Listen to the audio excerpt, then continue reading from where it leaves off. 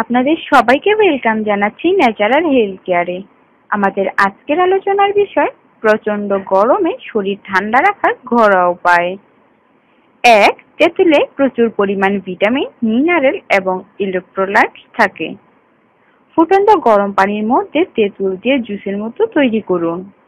এরপরে পানিটা ছেঁকে নিয়ে একটু চিনি মিশিয়ে খেলে আপনার শরীর ঠান্ডা হবে। 2. পেঁয়াজের রস নিয়ে কানের পেছনে এবং বুকের উপরে লাগালে শরীরের তাপমাত্রা কমবে।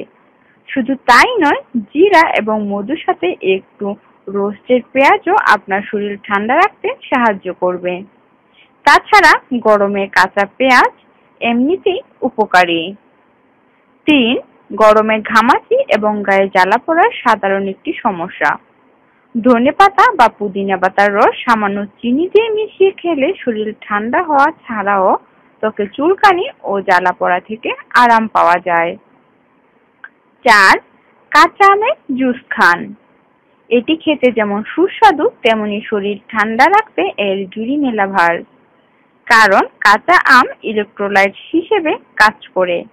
তাছাড়াও আমের শরবতে বিট লবণ, জিরার মতো বিভিন্ন মশলা এবং উপাদান থাকে যা শরীর ঠান্ডা রাখতে সাহায্য করে। গরমে দিনে 2 থেকে 3 বার কাঁচা আমের শরবত খেতে পারেন। 5.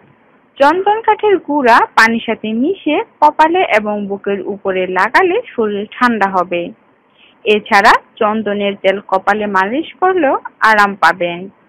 ত্বকের জ্বালা পোড়া কমাতেও এটি উপকারী। 6.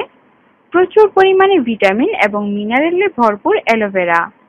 এটি বাইরের পরিবেশের সাথে শরীরের তাপমাত্রা খাপ খাওয়াতে সাহায্য করে।